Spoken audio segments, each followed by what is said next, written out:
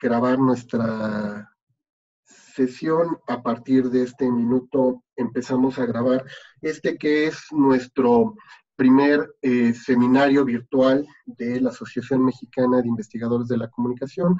Un servidor, Jorge Hidalgo, les da la más cordial bienvenida a todos los participantes que se han conectado en esta primera edición a este seminario virtual.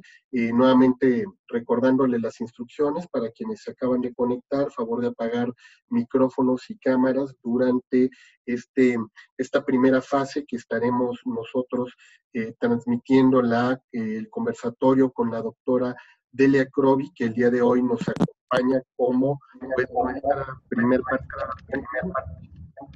Creo que por ahí se está haciendo un feedback. Yo ahorita voy a apagarles también mi micrófono cuando se da la palabra a la doctora Delia Crovi. Tenemos un chat para que puedan mandar por ahí comentarios, sugerencias y recomendaciones.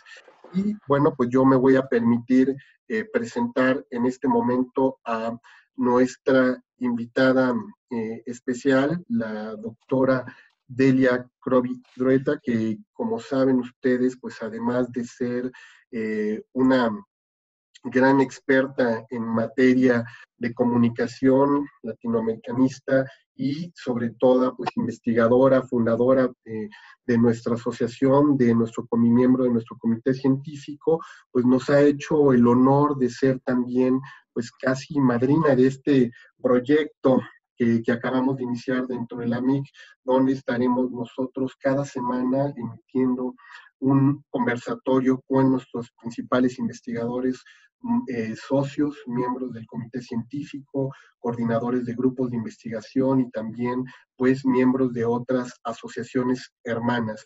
La doctora Delia Crovi Drueta es profesora e investigadora de la Facultad de Ciencias Políticas y Sociales de la Universidad Nacional Autónoma de México.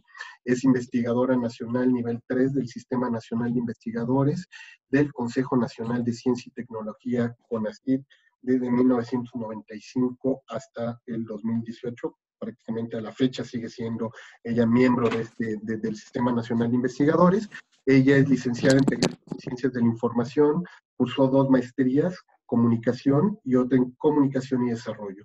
Es doctora en estudios latinoamericanos por la UNAM.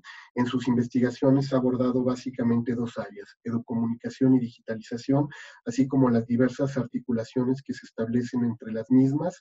Ella coordinó grupos interdisciplinarios e interinstitucionales de investigación con el propósito de desarrollar amplios estudios de campo, cuyos universos se integran específicamente con estudiantes y jóvenes en general. Su último estudio, Jóvenes y Cultura Digital, Nuevos Espacios de Interacción Social, fue distinguido por CONACYT como un caso de éxito entre las investigaciones de ciencia básica. Es autora de más de una docena de libros sobre temas de comunicación, ha coordinado 11 obras colectivas y ha publicado numerosos capítulos de libros y memorias, así como artículos en revistas especializadas y medios digitales sobre temas de comunicación, educación y digitalización. Del 2004 a la fecha, bueno, al 2014, al 18, perdón, fue presidenta de la Asociación Latinoamericana de Investigadores de la Comunicación, ALAIC, y en la actualidad forma parte del Consejo Consultivo de esta asociación académica, así como también de la MIC. Participa en diversas asociaciones científicas nacionales e internacionales de comunicación y en redes académicas sobre temas de comunicación, telecomunicaciones, digitalización y cultura digital. Y como decíamos, pues bueno, hoy nos hace el honor la doctora Delia Crovi participando en este que es nuestro primer seminario virtual, y bueno, pues yo le cedo a ella el micrófono, agradeciéndole nuevamente a la doctora Crovi pues la confianza y sobre todo, como ella nos decía, siempre ser pionera en este tipo de proyectos, y bueno, pues no va a ser la excepción. Doctora, muchísimas gracias por estar aquí con la MIC y con todas las personas que nos siguen, como le decía, desde nuestro país y de América Latina. Doctora, la palabra es suya. Muchas gracias por esta invitación para estar en esta primera sesión. Obviamente voy a comenzar con uno de los temas que ha sido de mi interés durante todos los años en que he investigado y que creo que tiene una importancia fundamental en este momento. La AMIC, como una asociación de investigadores, tiene también la posibilidad de abrir nuevas líneas de investigación, y por eso voy a cerrar mi presentación proponiendo algunas líneas o sugiriendo algunas líneas de investigación para los miembros de la asociación. Y dicho esto, voy a comenzar con una presentación que he preparado y para tener al final un diálogo con las dudas, comentarios, preguntas que ustedes tengan sobre esta presentación. La presentación la he titulado Educomunicación, contribuciones desde América Latina, porque ha sido casi a lo mejor sin proponérselo y en condiciones que no era tan fácil como ahora la reunión de ideas y la discusión de ideas, ha sido un ámbito de contribución latinoamericana. ¿Por qué reflexionar sobre la educomunicación? Para mí la premisa de esta presentación es que desde América Latina se realizaron importantes contribuciones al estudio de la educomunicación, también conocida como comunicación educativa, y esto es algo que se reconoce aún en otras regiones del mundo. Los aportes son resultado de diferentes momentos históricos y en general da la sensación y la impresión de que estuvieron alimentados por las condiciones históricos, sociales y culturales de la región.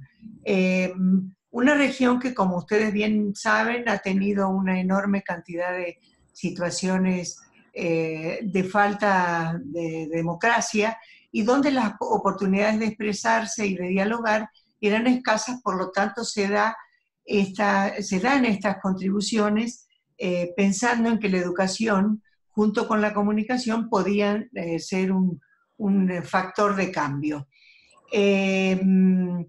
Desde diferentes realidades de las naciones, que siempre se intenta verlas como una totalidad, pero es muy diversa, se proponen estas ideas de comunicación horizontal y de la inclusión de los medios en la educación. Esta línea de trabajo, la educomunicación o comunicación educativa, puede analizarse para mí desde dos vertientes principales. La primera, como ha sido trabajada específicamente en la MIC o en la LAIC, es como una línea de investigación. Sin embargo, para uno de los grandes académicos que ha contribuido a este análisis, Ismar de Oliveira Santos, constituye un campo de estudio. Con esta primera línea vemos cómo se ha estudiado el devenir de los aportes teóricos, interdisciplinarios, empíricos y situados en realidades muy concretas de América Latina. Básicamente esta línea ha analizado el papel que juega el análisis de la educomunicación en el pensamiento comunicacional latinoamericano, que siempre se ha caracterizado por ser crítico y también ser propositivo. La segunda línea, que no voy a trabajar en esta presentación, pero que sí tiene un interés muy importante para la investigación que se realice, se refiere a la práctica educativa y es un estudio del ejercicio docente que realizamos los académicos de la comunicación y que también de otros campos de conocimiento. Esta práctica educativa, como bien sabemos en la actualidad, está determinada por, así también en algunos otros tiempos, por el cambio en políticas públicas, pero también por los nuevos apoyos digitales, las nuevas formas de producir el saber, y también porque aparecen nuevos entornos y nuevas maneras de enseñar. Es un campo que nos queda muy cercano porque tiene que ver con nuestra práctica profesional y tiene muchas vertientes, sobre todo en cómo ha cambiado la construcción del conocimiento y la difusión del conocimiento. No la voy a, como decía, no la voy a tratar ahora, pero se las dejo como una gran línea de trabajo a investigar. La comunicación educativa o la educomunicación tiene 5 décadas, es ya antigua si la vemos en la historia de la comunicación en general, y ha desarrollado, desde mi perspectiva, puede haber otras lecturas, 3 perspectivas de análisis. La centralidad del emisor y las tecnologías en un primer momento, la centralidad del diálogo y la centralidad de la conectividad digital. Estos enfoques no son excluyentes, sino que al contrario se retroalimentan entre sí y van a cambiar según el modo de comunicar, según las ideologías de quienes están abordando la educomunicación. Es por esto que no se puede pensar en periodizaciones porque no tienen una coincidencia, no se pueden establecer parámetros temporales, porque algunas incluso pueden surgir contemporáneas a otras que son absolutamente contrarias si la vemos desde el punto de vista ideológico. Inclusive como lo vemos ahora con la digitalización, los cambios que promueven las innovaciones tecnológicas han revitalizado estos análisis y los vuelven a revisitar para encontrar o recuperar ideas de otros tiempos. Y además, porque hay que decirlo también, estas líneas de trabajo no han alcanzado en su conjunto las metas. Más bien son ideas planteadas que todavía no han logrado llegar a un destino como quisiéramos, mucho más concreto. Voy a hablar primero de la mediatización de la educación, que se produce más o menos entre los 50 y 70 del siglo pasado, cuando aparecen algunos nuevos desarrollos tecnológicos que son analógicos entonces y que impactan a la educación y a la comunicación. Para entonces, la prensa y los impresos ya habían dejado su impronta en este campo de trabajo que es la educomunicación, porque a finales del siglo XIX habían dado lugar a la educación a distancia que se hacía con impresos. No voy a abundar en esto, pero era una cuestión de mucho tiempo muy largo, donde iban y venían estos impresos mediante el correo normal, y también los elementos impresos se usaban como apoyo en las clases mediante recursos muy simples como eran los mapas, las láminas, los planetarios, las figuras impresas, a veces animales embalsamados, almanaques, en fin. Eran los pocos recursos que se tenían en el aula. La llegada de la radio y la televisión mueven profundamente al sector educativo y como tantas veces ha pasado en la educación, se piensa que son la panacea para combatir muchos rezagos y para acercar más a la educación a la vida cotidiana, que siempre ha ido un paso atrás de las prácticas sociales. La centralidad en el emisor y en la tecnología coincide con el desarrollismo como modelo económico. Según explica Rui Mauro Marini, el desarrollismo este modelo está basado en el principio de las ventajas comparativas que postula este modelo, y cada país debe especializarse en la producción de bienes en los que podría lograr una mayor productividad, que generalmente son productos agrícolas, recursos minerales y todo, que es algo que no nos resulta desconocido hasta la fecha. Sin embargo, tras una década de expansión, este modelo entra en crisis y se estanca básicamente por la inequidad de los intercambios económicos entre los países centrales y los países periféricos.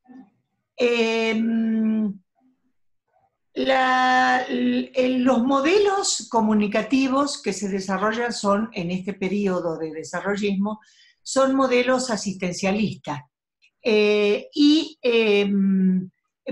se apoyan en las innovaciones tecnológicas de esos tiempos para alcanzar el desarrollo y dar una suerte de formación a ciertos grupos, sobre todo agrícolas, de producción agrícola, sobre cómo deben realizarse las cosas para lograr esa mayor productividad. El acento de estos recursos y de estos programas, porque hubo entonces bastantes programas de carácter público que formaban parte de políticas públicas, se pone en el emisor o en el maestro, y las tecnologías son el apoyo para el cambio. En materia de educación, se posiciona lo que se conoce desde entonces como tecnología educativa, que para ese tiempo tenía un corte totalmente tecnodeterminista y vertical. En materia de comunicación se impone un modelo muy conocido, que es el modelo de difusión de informaciones, presentado por Rogers en su tesis de doctorado en 1962, y se propone justo a este modelo cuando la radio y la TV van ganando impacto social y la informática apenas empieza a dar sus primeros pasos.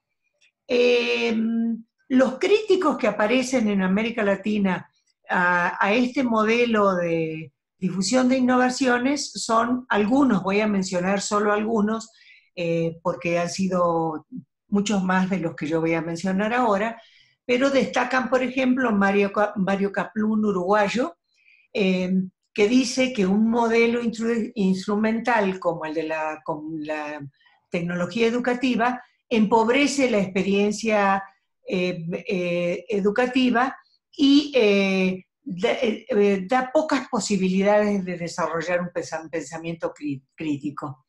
A Mario Kaplún se le reconoce también por explorar el uso de los medios en la educación no formal, o sea, lo que ahora son cursos de actualización y también se le llaman programas no formales, y la informal, en la cual tienen mucho que ver los medios, porque es esta educación que, como dijo alguna vez Guillermo Orozco, la televisión enseña, aunque no lo que quisiéramos que enseñara, pero al final y al cabo hay una educación informal con los medios masivos. Este señalamiento de Kaplún sería tomado luego por varios autores, entre los que destaco justamente al ya mencionado Guillermo Orozco, quien inicia tempranamente sus investigaciones referidas a las audiencias, un tema que hoy día adquiere una importancia vital, defendido desde el derecho de las audiencias para expresarse, para dialogar y para cuestionar y proponer contenidos. Otro de los críticos del modelo desarrollista, y para mí es muy, muy importante este autor, es Díaz Bordenave.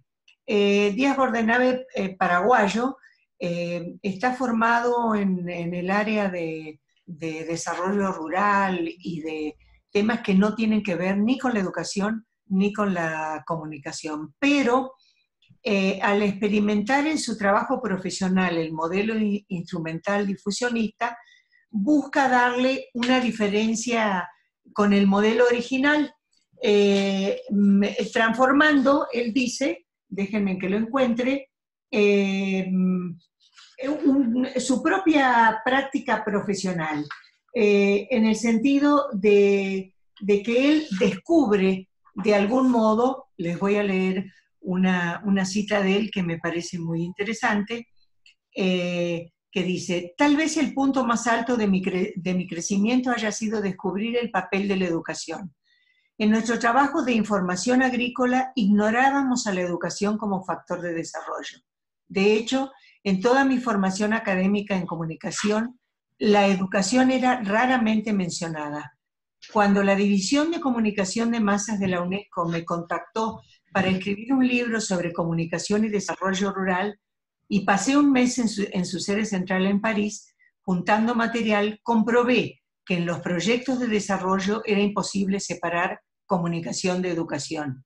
Descubrí que no todos los tipos de educación son igualmente favorables al desarrollo. Creo que esta idea resume muy bien este cambio de críticos del desarrollismo, como fue Juan Díaz Bordenave, fallecido recientemente, y también un gran conocido de todos nosotros, que es el boliviano Luis Ramiro Beltrán, que también tuvo la oportunidad de dar seguimiento crítico a la aplicación del modelo difusionista y desarrolló de manera muy amplia y argumentó y revirtió las propuestas de la difusión de innovaciones o la tecnología educativa de entonces, señalando sus limitaciones. Tiene un trabajo muy citado, muy, muy interesante, que él tituló Adiós Aristóteles, que se puede encontrar en la revista de ALAIC.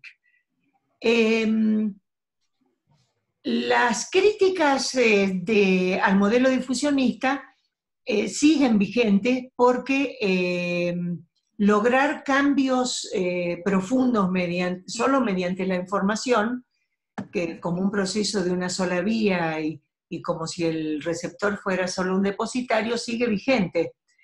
Sobre todo lo vemos resurgir embozadamente a partir de la proliferación de las llamadas falsas noticias. Y esto reivindica la permanencia de los argumentos críticos del modelo. Y es notable también que, a pesar de que tanto los supuestos originales de la tecnología educativa como la difusión de innovaciones han sido cuestionados y argumentados y superados teóricamente desde América Latina, tienen una latencia evidente que se expresa tanto en la reiteración del modelo como en la tentación autoritaria centrada solo en el emisor o en el mensaje, que no tiene en cuenta para nada las críticas ni las propuestas de diálogo que aparecen en esas críticas. Quiero hacer una aclaración, porque a algunos les habrá llamado la atención esta idea de una tecnología educativa vertical y tecnodeterminista, de origen estadounidense y promotora en su momento de procesos unidireccionales. Con el correr de los años se encamina hacia una nueva conceptualización. En 1984 fue la UNESCO quien aísla la versión instrumental original de la tecnología educativa de un concepto mucho más actual, que Cavero define como un sistema para concebir y evaluar los procesos educativos en los que interactúan recursos técnicos pero también humanos para beneficiar a la educación. O sea, ya esta nueva versión de la tecnología educativa es una versión bastante más dialógica que la original. En cuanto a la segunda línea de trabajo que encontramos, o que encuentro más bien en la educomunicación, se trata de la centralidad en el diálogo. Podría decirse, a manera de un resumen muy escueto, que más allá de lo técnico, el diálogo es posible siempre y cuando se lo promueva. El diálogo también es posible sin que haya la intermediación tecnológica. Y la valoración del diálogo como centro de la educomunicación se debe al brasileño muy conocido, a un pensamiento muy lúcido de Paulo Freire. Él habla del diálogo como un encuentro de los hombres para pronunciar el mundo, y lo pone al diálogo como un verdadero recurso para su humanización. O sea que, según las palabras de Freire, estaríamos viendo que no existe una humanización sin que haya la posibilidad de dialogar, o sea, de comunicarse. Sus propuestas enfocan a la comunicación para desterrar el individualismo, y yo a esto sumo, siguiendo a Santoyo, un mexicano que trabaja sobre la identidad, de romper el aislamiento. O sea, la comunicación tiene la posibilidad de desterrar el individualismo y de romper el aislamiento. Eso lo vemos en ciertos sujetos que viven de manera aislada y que, sin embargo, han retomado de manera muy activa su lugar en las redes sociales. Las aportaciones de Paulo Freire son muy amplias, pero podrían resumirse en algunas ideas, por ejemplo, que el conocimiento se debe construir con los otros en comunidad. Y esto lo hace y lo enfatiza porque toma en cuenta de manera muy específica que los sujetos se desarrollan en realidades muy diferentes y que, por lo tanto, ese conocimiento construido en comunidad se va a enriquecer con perspectivas diferentes. Para él, educador y educando están condicionados por su entorno y Freire ve en el diálogo un motor para un cambio social mayor. Él habla de la posibilidad de pronunciar al mundo como el inicio de un cambio. Alguna vez dijo que si bien la educación puede no ser suficiente para cambiar el mundo, puede cambiar a las personas que serán protagonistas de las transformaciones que necesita el mundo. Esta es una excelente respuesta para quienes muchas veces dicen el camino de la educación es muy lento, el camino de la educación no ha mostrado a veces sus resultados positivos, pero si tomamos en cuenta que es la que está transformando a las personas, que serán protagonistas de las transformaciones, vemos que la educación sí ocupa un lugar central en el cambio social. Son innumerables los autores latinoamericanos que han retomado las visiones de Freire para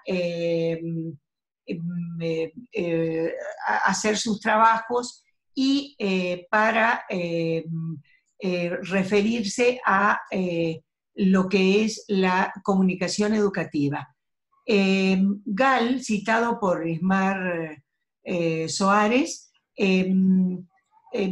define a la comunicación educativa por lo que ustedes están viendo en pantalla. Dice: la comunicación educativa es entonces la producción colectiva de conocimiento que genera nuevas herramientas conceptuales, valorativas, técnicas, conductuales, que ayudan a modificar las prácticas y a visualizar las múltiples cuotas de poder que generan la emergencia de sensibilidades y niveles de conciencia para transformarlas. Hay muchas definiciones de comunicación educativa, pero me pareció que esta estaba... Uy, ¿qué pasó acá?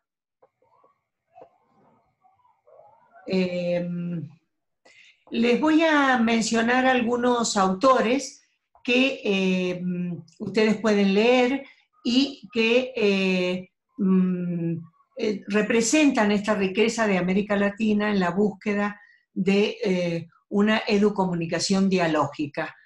Paulo Freire e Ismar de Oliveira de Brasil, Jorge Huergo, Roberto Aparici, Aníbal Ford, Daniel Prieto Castillo y Carlos Escolari de Argentina, Mario Caplún y Gabriel Caplún de Uruguay, Teresa Quiroz y Rosa María Alfaro de Perú, Jesús Martín Barbero, Carlos Valderrama y Humberto Cubides de Colombia, Guillermo Orozco y su numerosa pléyade de colegas que siguieron las ideas y las propuestas que Guillermo ha realizado. Son latinoamericanos que vale la pena leer interpretar y, por supuesto, cuestionar si es el caso. Obviamente esta lista es simplemente los que llegaron a mi memoria, pero hay muchos más. La centralidad en la conectividad digital, que es lo que estamos viviendo hoy día, creo yo que es la más rica en cuanto a lo que podemos aportar en estos momentos.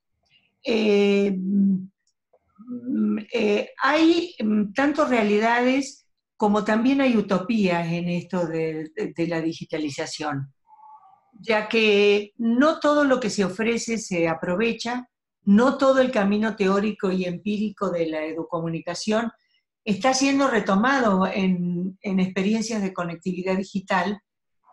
También, y lo sabemos muy bien, no todos tienen acceso a las tecnologías, ni por supuesto las habilidades digitales para aprovechar sus ventajas, empezando muchas veces por los propios maestros. Y por supuesto no todos han abandonado el modelo comunicativo vertical y autoritario que empezó con la tecnología educativa. Y tampoco no todos retoman la posibilidad de diálogo, de expresión y organización que ofrecen los recursos digitales. ¿Qué factores son los que intervienen en esta comunicación educativa centrada en la conectividad?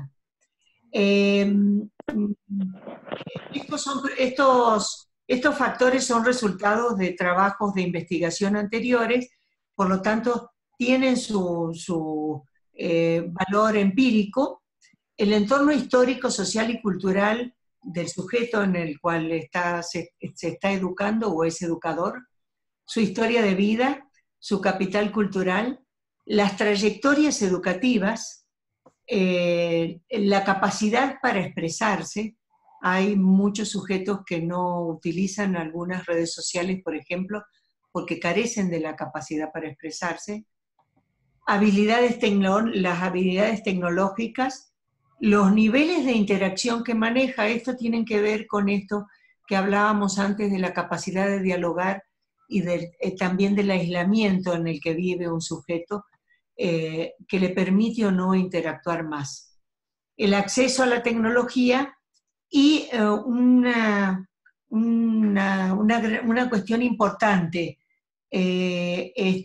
intervienen más en cuestiones de conectividad digital y de interacción en las redes y en otros programas demás digitales, cuando son temas afines a los sujetos que interactúan.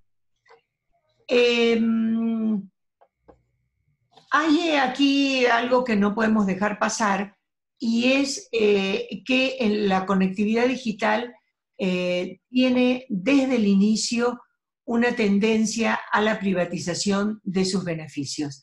Casi todas estas innovaciones tecnológicas han partido de iniciativas de personas, a veces, que luego se transformaron en las enormes empresas que hoy conocemos.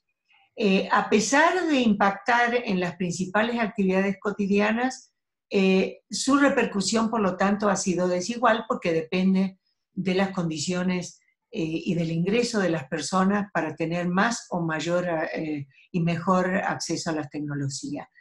Como les decía, nace privatizando sus ventajas, y este grupo importantísimo de empresas, pero muy pequeño al mismo tiempo, ha privatizado tanto las bases de datos como importantes sectores de la cultura y el entretenimiento, las telecomunicaciones y con ello las relaciones sociales, además de que de esto no escapa la educomunicación.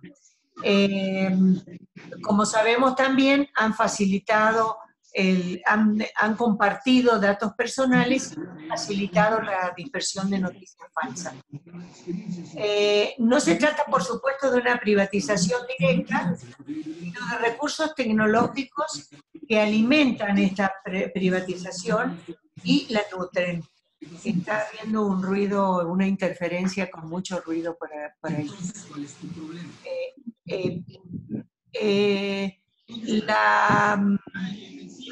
¿Qué pasa con los estudiantes que están conectados en esta centralidad de la conectividad digital de la educomunicación? Hay algunas ideas centrales que podemos compartir eh, por ejemplo, que orientan sus gastos hacia el consumo tecnológico. Esto significa de algún modo que antes había en un estudiante un consumo dirigido hacia libros, por ejemplo, o hacia ciertos tipos de entretenimientos culturales, ahora se orientan sus gastos hacia el consumo tecnológico. Las tareas, se han facilitado las tareas escolares grupales que se realizan mediante enlaces digitales, se crean comunidades virtuales y en la medida en que avanzan sus estudios, y esto también son datos empíricos, se hacen mucho más selectivos en los contenidos que publican en sus redes sociales, en el cuidado de su identidad y también en su imagen, así como en la forma en que escriben y se expresan. Esto es interesante porque en la televisión se daba lo mismo. Los niños veían mucha televisión y en la medida en que, de manera medio indiscriminada, televisión infantil, pero en la medida en que avanzaban en sus estudios y demás, ya se hacían más electivos, quizá por una falta de tiempo para estar presente en toda la programación. Amplían su universo temático, y también áreas de participación, pero siempre está prevaleciendo una navegación de carácter lúdico. Esto hace que muchas veces las fuentes que consultan no sean fuentes demasiado creíbles o no sean fuentes sólidas, sino fuentes de las que conocemos por allí que no son muy creíbles. Algunos estudios no realizados personalmente, concluyen que leen más, pero lo hacen de manera desorganizada y sin jerarquizar a veces las fuentes y por supuesto lo que leen. ¿Cómo se manifiestan los modelos dialógicos en esta conectividad digital? Yo diría que conviven tanto experiencias de vanguardia con la repetición de modelos verticales de los que ya he hablado. En los modelos verticales, la narrativa para promover este tipo de educación, o sea, una educación con conectividad, suele ser más importante promover o mostrar o publicitar la disponibilidad tecnológica que la posibilidad de diálogo. En general, entre estudiantes y a veces también entre los docentes, es escasa la experiencia para expresar su pensamiento crítico y organizarse. Son sujetos poco interactivos y por lo tanto poco dados a la organización, y esto es negativo, por ejemplo, para los trabajos en grupos, para la creación de grupos académicos. El diálogo se reemplaza por conteos aritméticos de seguidores, como sucede en las redes sociales. Existe una suerte, esto es muy importante, de placebo de participación. Se ha dicho mucho, el filósofo español Javier Echeverría propone la idea de un nuevo espacio social para el ciberespacio, y yo estoy de acuerdo con ello. Es un espacio donde de algún modo se reflejan como espejo las mismas prácticas que a veces tenemos en el espacio físico, pero se ha dado que en las redes se participa, pero es un placebo de participación, porque este placebo se queda encerrado en acciones de muy poco compromiso, como es el dar like, el reenviar, o cuestiones muy menores como agregar un comentario. Rara vez esta participación pasa a el mundo físico, digamos. También otra cuestión importante es que la comunicación tiende a ser fática. Si ustedes se acuerdan de Roman Jakobson, que hablaba de las funciones del lenguaje, yo la ubicaría a esta comunicación en esta clase de modelos como fática, ya que la fruición o el placer emerge más del canal que de su contenido, emerge más de estar en red que de qué es lo que voy a decir en las redes y qué cosas me gustan tal vez de las redes. También un punto que es muy importante y que constituye en sí una línea de investigación, igual que las anteriores, es que la ausencia de presencialidad ayuden a que los usuarios moderen o desaparezcan filtros en sus comportamientos dentro y fuera del ámbito educativo. Es decir, no digo que ahora apenas esté apareciendo el bullying o el troleo, sino que ahora a través de los recursos tecnológicos se difunde mucho más este bullying y este troleo. Entonces, el anonimato o una falsa identidad que a veces se ofrece en las redes, que se ofrece en realidad en las redes, potencia este bullying y este troleo, que me parece que es un tema a investigar y determinar exactamente si es esta presencialidad, si hay una esencia agresiva que proviene de otros ámbitos, pero sí es importante señalarlo que las redes han dado un recurso para ampliar estos comportamientos.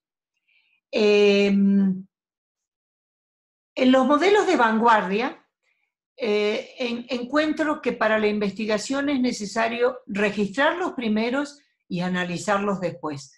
Y digo registrarlos porque probablemente no sean tantos, y entonces es importante identificarlos y describirlos y analizarlos porque tienen cosas que son muy poderosas para después adaptar a otras situaciones.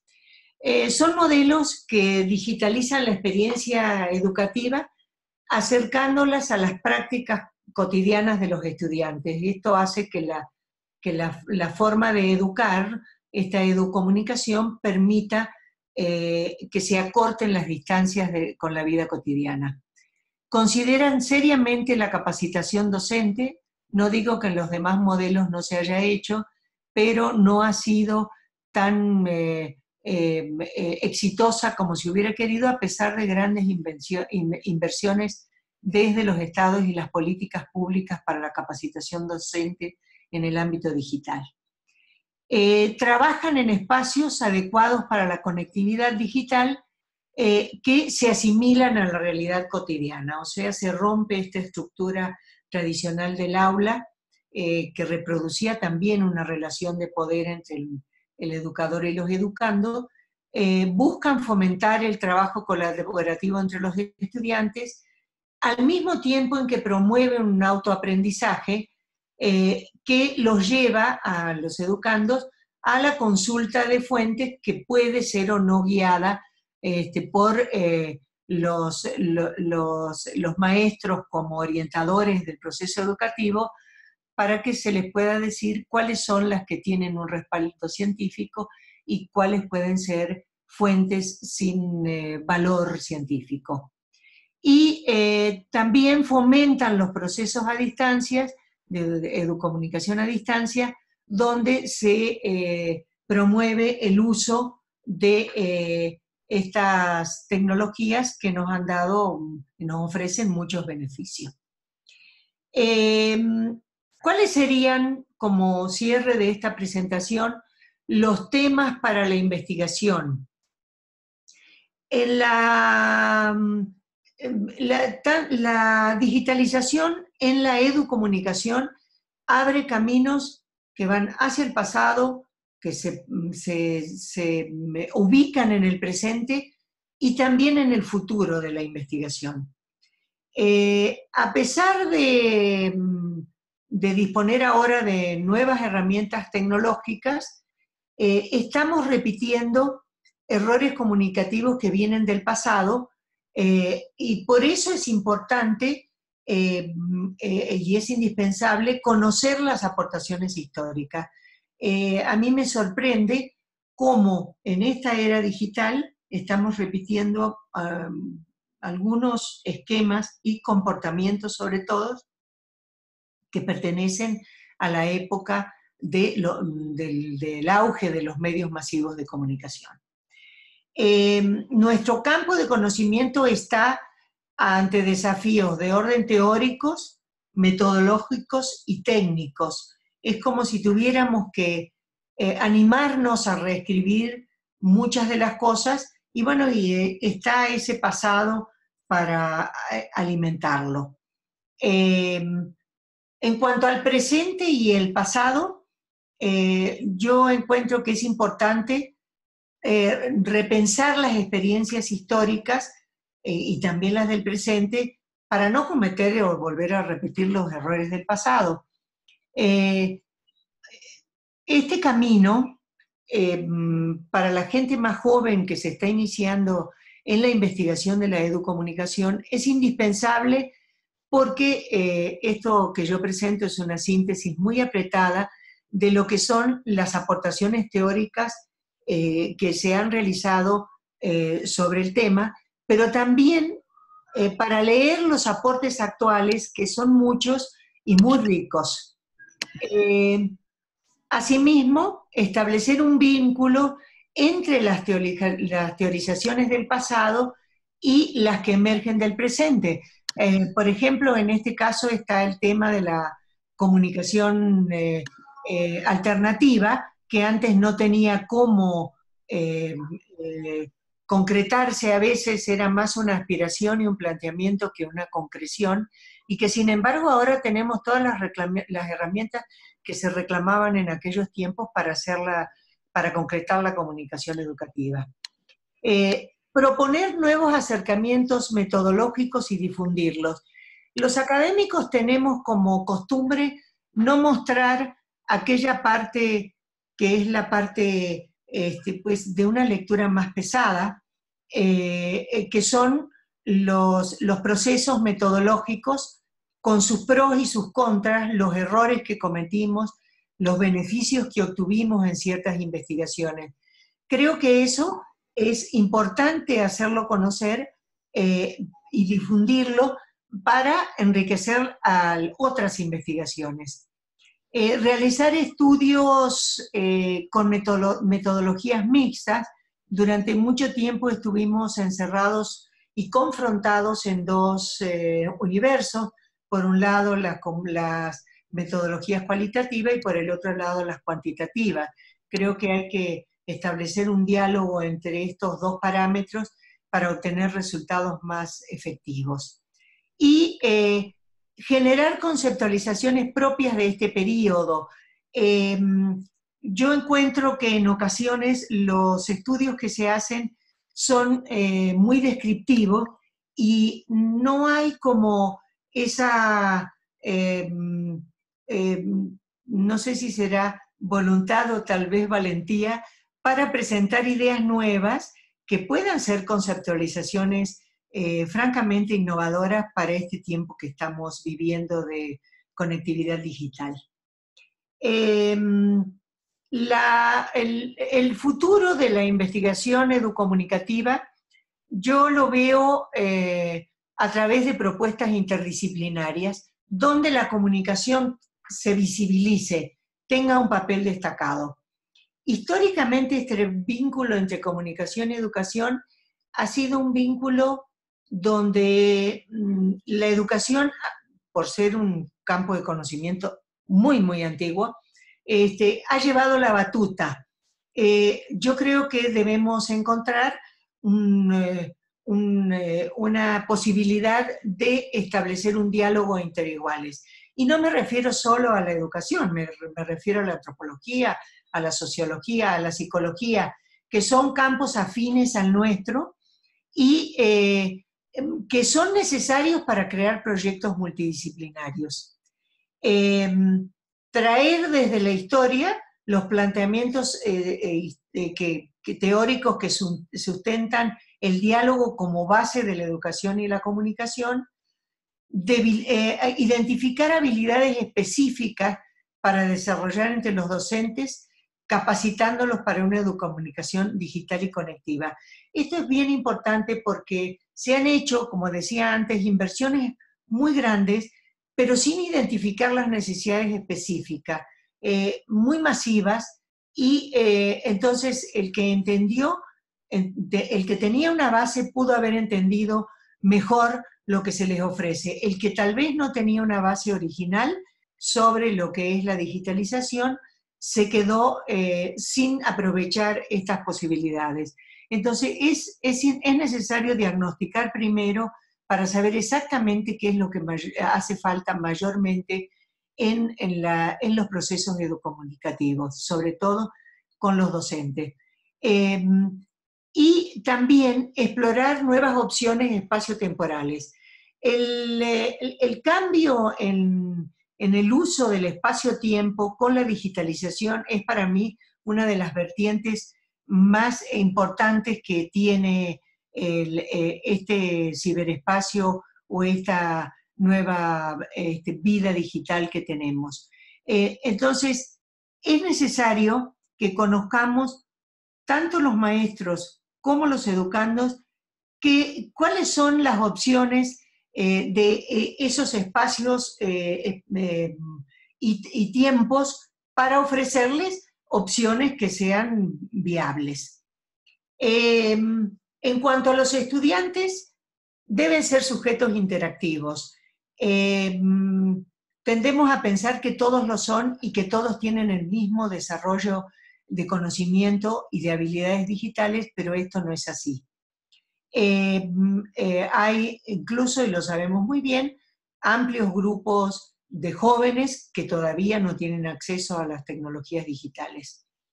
Y hay otros que teniendo acceso, sus habilidades son limitadas. Por eso es necesario investigar el uso que los jóvenes hacen de esta nueva dimensión espacio-temporal. De repente la aplican solo a los videojuegos, pero nosotros podemos tomar de esas experiencias, de esas prácticas culturales que ellos desarrollan en otras actividades y adaptarlas, trasladarlas a los procesos educativos. Visualizar que la interacción es una interacción, es una determinación recíproca. Los sujetos que dialogan, que interactúan, se van a involucrar recíprocamente. Y este es el eje de la comunicación.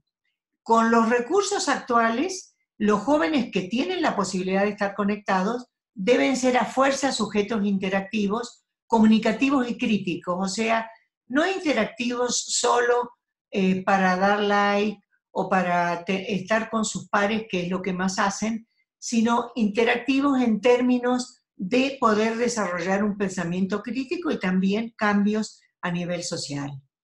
También es necesario identificar y tipificar sus actividades digitales según donde viven, que esto es un factor, ya la CIESPAL lo decía hace tiempo, el capital cultural y el lugar donde viven los sujetos que interactúan es fundamental para establecer interacciones digitales. Porque si obviamos este gran detalle, estaremos ofreciendo pues, programas que no se ajustan a sus realidades. También en cuanto a los sujetos, un último punto, hay que considerar que ellos son sujetos multitarea o multitask y que por lo tanto el tiempo es un recurso escaso porque lo comparten con muchas otras tareas, algo que seguramente los docentes, bueno, a lo mejor algunos más jóvenes ya están en condiciones de hacerlo, pero ellos los vemos permanentemente en actividades conectados a cuestiones y tienen esta capacidad de estar circulando en carriles paralelos. La educomunicación se plantea como un propósito que se ha logrado relativamente. En este periodo de conectividad digital vemos que instituciones, maestros y alumnos experimentan un cambio de gran magnitud a partir de los nuevos recursos digitales. Si consideramos, como dije, que el tiempo y el espacio son el eje de este cambio, se habla de una reconfiguración total de la vida cotidiana en todas sus expresiones, incluyendo las relaciones de poder entre maestro y alumno. Desde la investigación de la comunicación podemos aportar elementos, datos, registros, experiencias que permitan conocer estos desafíos de la digitalización. Con esto acabo y creo que tomé más tiempo del debido. Muchas gracias.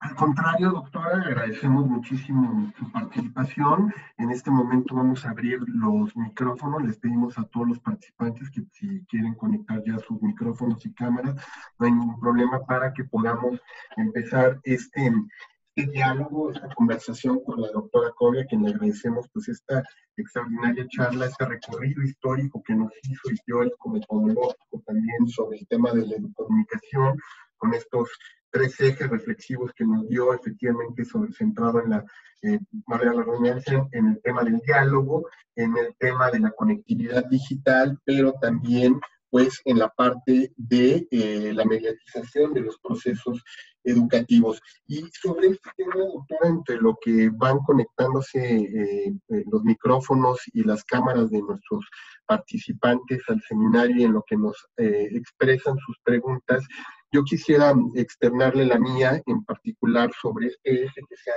generado últimamente sobre el tema de la construcción de los ciudadanos digitales a partir de los procesos educomunicativos.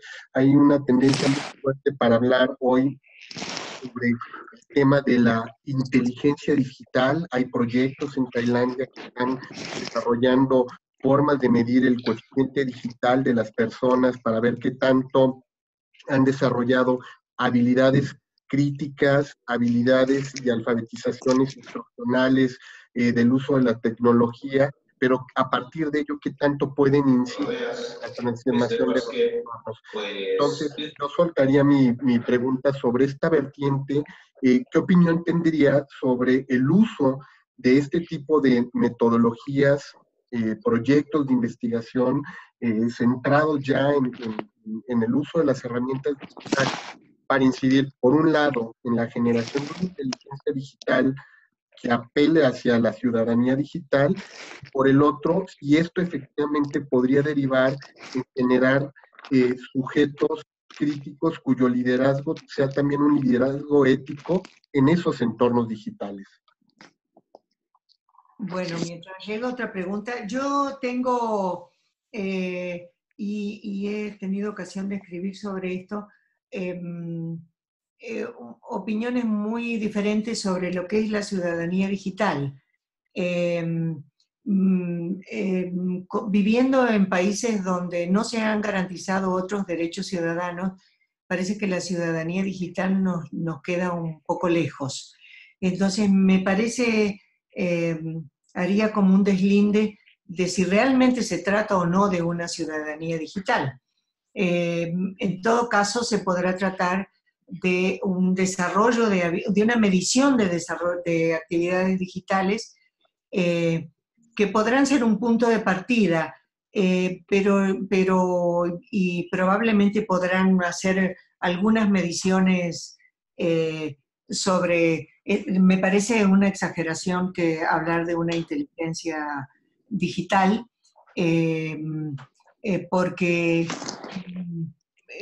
incluso en varios estudios anteriores nos encontramos con gente que tiene un enorme desarrollo digital, pero no hay contenido.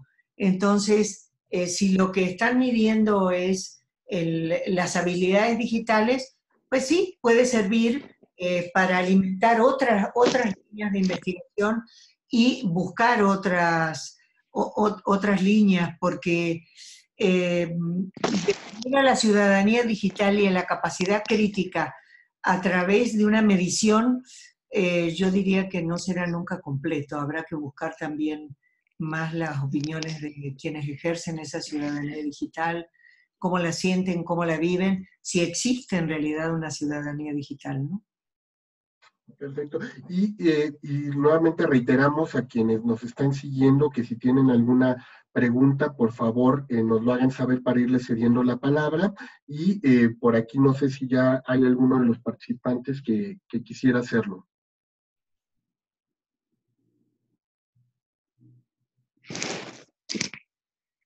Sandra Flores nos dice que hace la pregunta por aquí, ya que tiene problemas con su webcam. Dice, ¿cuáles las metodologías apropiadas para hacer este tipo de observaciones e intervenciones, doctora? Nos pregunta Sandra Flores.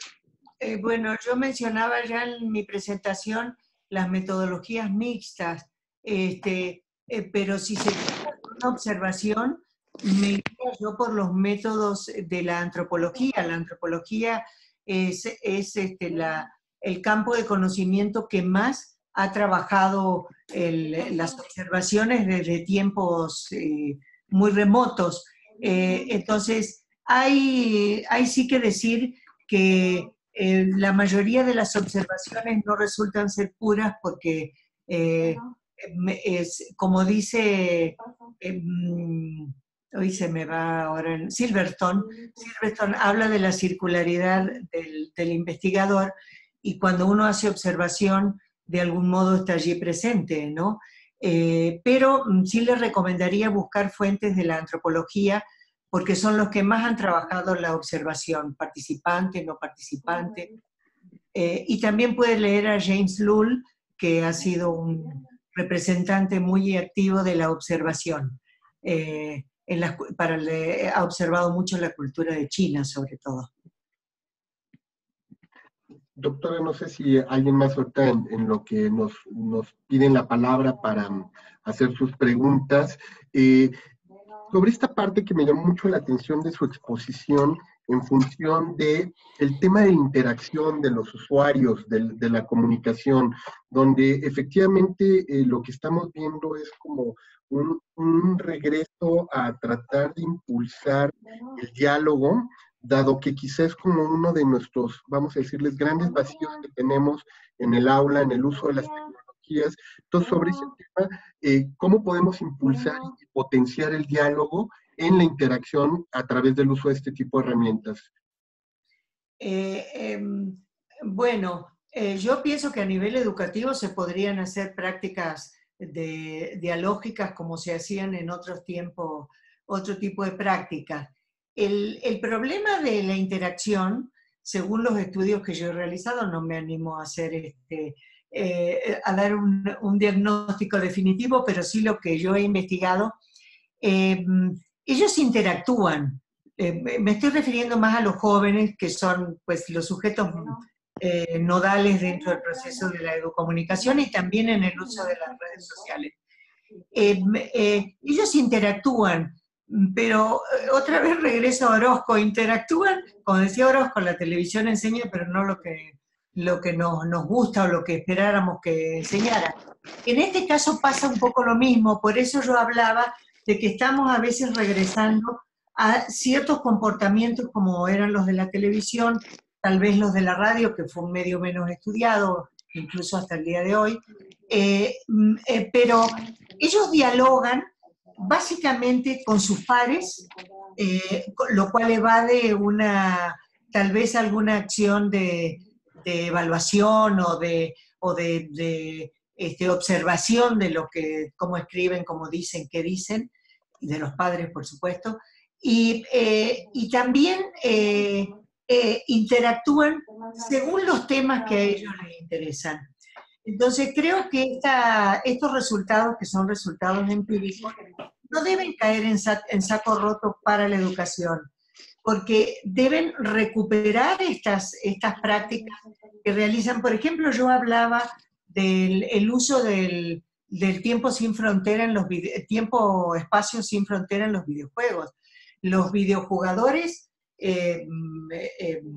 pues muy apasionados, por llamarlos de algún modo, juegan toda la noche, en la madrugada, con jugadores de otros países. No, voy a hacer unas preguntas Completamente distintos y también en horas de la madrugada, eh, eh, y sin importar ni el tiempo ni el espacio.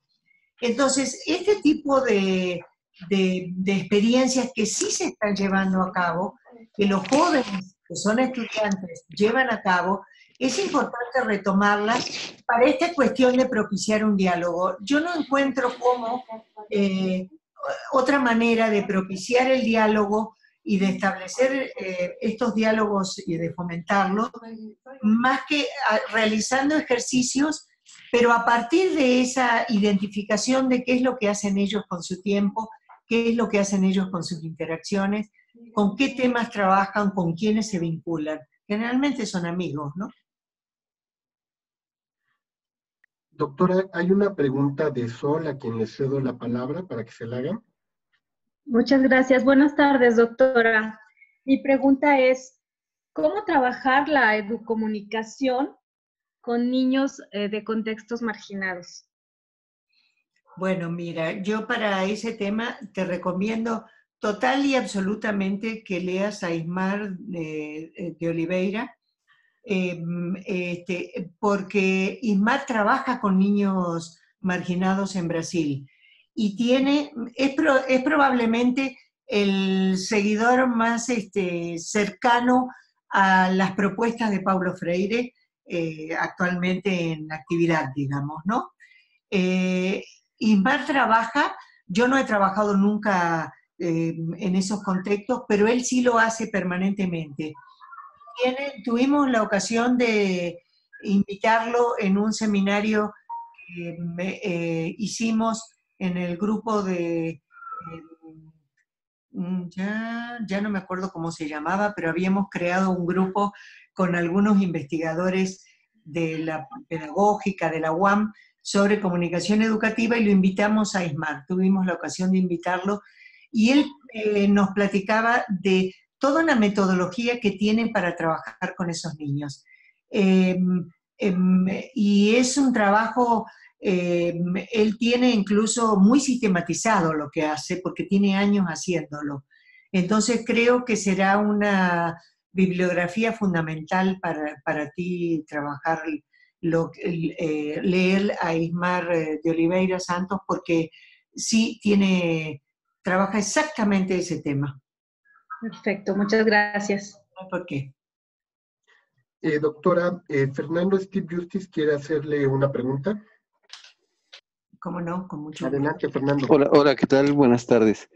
Pues a mí me gustaría centrarme en parte de la última lámina donde comenta de los estudiantes como esos sujetos interactivos, comunicativos y críticos, pero aquí que se pueda considerar no solo a los estudiantes, sino también a los docentes, a los contenidos e incluso los ambientes, como esa parte interactiva, comunicativa y crítica, donde también hay un diálogo interactivo entre todos ellos, ¿no? No únicamente centrado en el estudiante, sino que también estos otros sujetos son prosumidores, o sea, producen y consumen contenidos.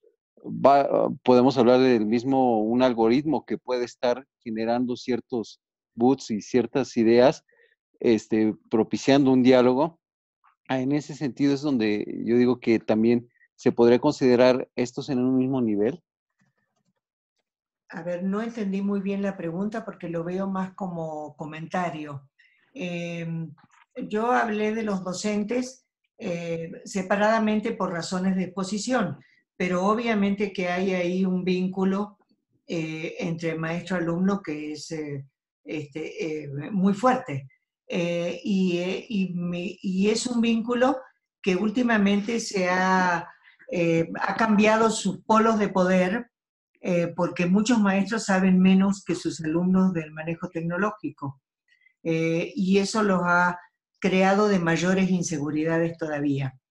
Yo lo que hablaba era al estilo Freire, de la creación del conocimiento comunitario, o sea, de propiciar el trabajo colaborativo en los grupos que tengamos, que no sea esa cosa de repartir tareas y que cada uno se reúne 10 minutos antes y junta los pedazos, sino una lógica de verdaderos trabajos colaborativos donde el diálogo esté presente, de alguna manera se pueda. Hay muchos ejercicios que se pueden hacer tanto en ámbitos virtuales como en presenciales, sobre estos diálogos, y efectivamente es un diálogo que se produce entre los estudiantes en el propio ámbito en el que se educan, y también entre los estudiantes con su maestro, que en este caso es un orientador, y también fuera de la realidad del aula. Creo que eso es lo más importante, establecer también contactos con trabajos que se desarrollen más fuera del aula. A veces quedan encerrados aún los trabajos universitarios en el ámbito escolar.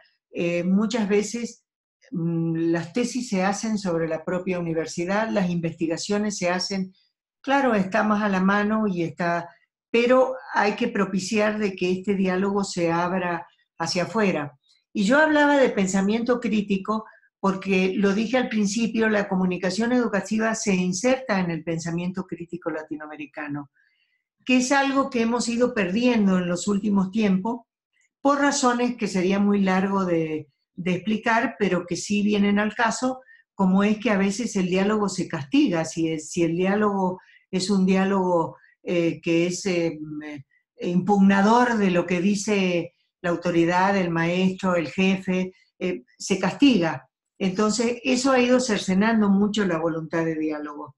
Entonces, creo que en el ámbito, y también en el ámbito escolar, por supuesto, en las universidades y demás, lo vemos incluso denuncias en redes sociales que antes no aparecían. Entonces, creo que es necesario reposicionar a la comunicación educativa en su origen de ser una parte del pensamiento crítico latinoamericano. Que no nos quedemos solo con la interacción, sino con la capacidad de expresarse, criticar, de organizarse, que también es una actividad muy fuerte entre los jóvenes en las redes. No sé si respondí a su comentario o si me fui para otro lado. Sí, en parte sí es cierto, no hubo una concreción, pero sí respondió y tocó varios aspectos que me inquietan y me atraen. Gracias. Gracias a usted. Doctora, tenemos por ahí también Jaime, que nos tiene una pregunta para usted. También no sé si quieras prender tu micrófono, ya está disponible. Creo que no nos está escuchando. Dice que tiene mucho ruido. Bueno, nos tenía una pregunta él por aquí. Dice que buenas tardes, en relación al diálogo y desde el punto de vista de la teoría de la acción comunicativa y cambio social, ¿cuál sería la postura de la educomunicación, doctora? Le preguntan. Integrar el diálogo a los procesos educomunicativos. La educomunicación justamente retoma esta postura del diálogo y de la acción comunicativa para el cambio social. O sea, es completamente, está completamente integrada una propuesta con la otra.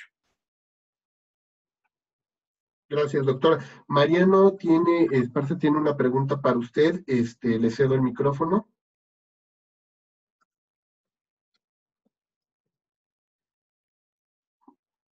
Mariano, ¿estás por ahí? No se escucha, Mariano.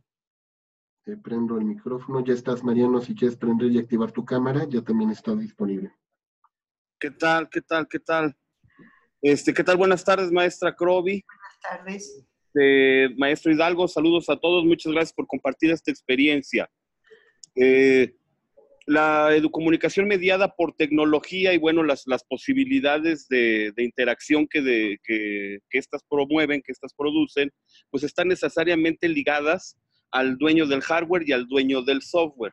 Mi pregunta es, en su experiencia y en sus campos de investigación, ¿existen desarrollos de software latinoamericano para no depender del dueño de la plataforma, por llamarlo así? No sé si las universidades, los estados latinoamericanos están promoviendo el diseño y el desarrollo de software con estas intencionalidades. Muchas gracias, saludos a todos.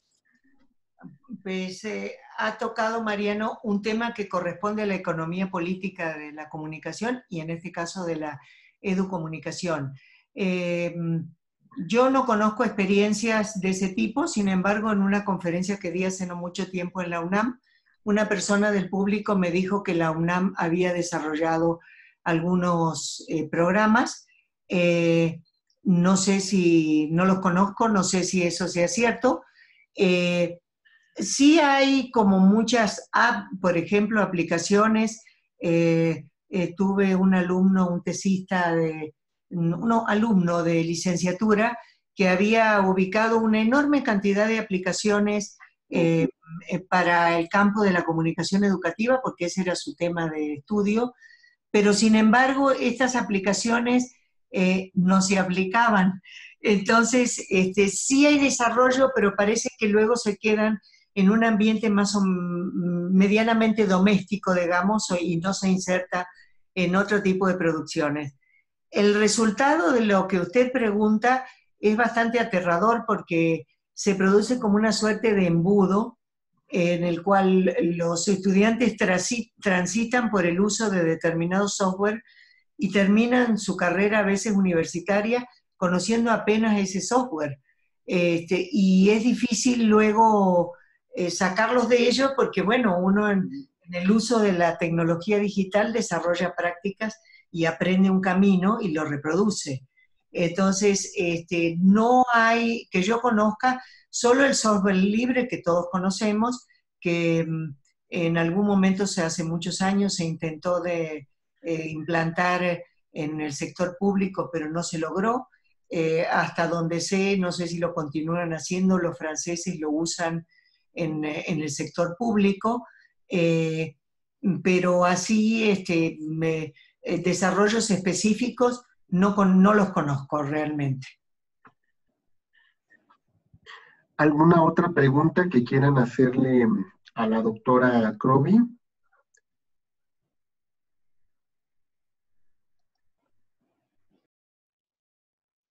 Ya es que ya no tenemos más solicitudes dentro del chat, doctora. Seguramente ya las que tenían nuestros participantes, bueno, se habrán expresado en su gran mayoría. Si fuera el caso, queremos pues en primera instancia agradecerle, doctora, su participación y agradecer también pues de parte de la MIC por su valiosa participación impartiendo esta videoconferencia de comunicación contribuciones en América Latina. Nosotros le estamos en este momento, bueno, pues visualizando este reconocimiento que le hacemos a la doctora Kroby y a la que le haremos llegar también físicamente, doctora, para que no quede nada más en los procesos digitales, sino también regresar al conversatorio análogo.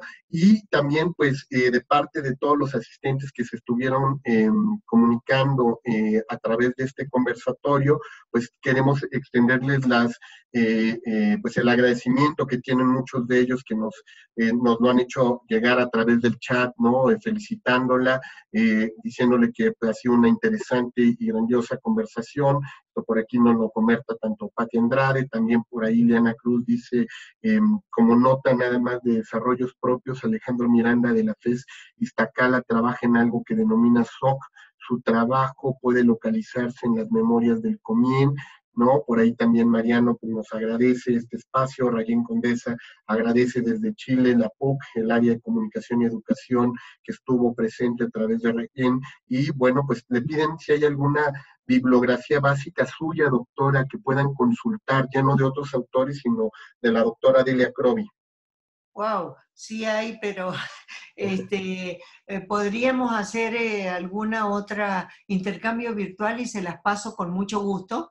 Yo quería incluir la bibliografía de esta presentación y no lo hice finalmente porque casi siempre resulta poco agradable ver una lista así de palabritas y de nombres, pero con mucho gusto puedo pasarles ambas cosas para compartirla, la bibliografía de esta presentación y una bibliografía personal de lo que he trabajado sobre este tema. Y también, pues, para quienes han estado presentes y quienes se han ido retirando, les queremos comentar que esta conversación la vamos a tener también después disponible on demand, tanto en la página de la MIC como en el canal de YouTube, para quienes quieran incluso socializarla, compartirlas con algunos de sus alumnos, estudiantes, tesistas. Bueno, va a estar disponible, y si la doctora nos hace llegar esta lista de referencias, también la podemos postear junto con ello. Estamos viendo la posibilidad de construir una memoria digital de todo lo que van a ser estos webinars que vamos a tener en próximas fechas, y no queremos dejar de hacerles la invitación para que puedan estar con nosotros el próximo miércoles también, donde el doctor Gabriel Pérez Salazar nos va a estar hablando sobre el meme en Internet, conceptos y exploraciones metodológicas, parte de su trabajo de investigación, y pues como saben, pues una línea también de gran interés hoy día para quienes están siguiendo toda esta parte de cibercultura, comunicación política, tecnopolítica y otras formas de expresión en la era digital. Doctora Delia Crovi, muchísimas gracias por haber estado el día de hoy con nosotros.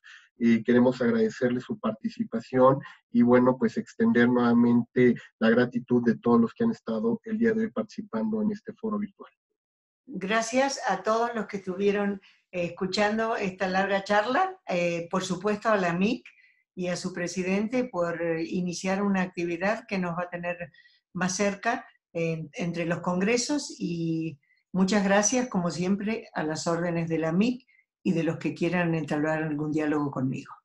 Muchísimas gracias a todos. Gracias, doctora. Que tengan una excelente tarde y fue un gusto haber compartido este espacio con todos ustedes. Igualmente. Gracias. Que tengan buena tarde. Gracias.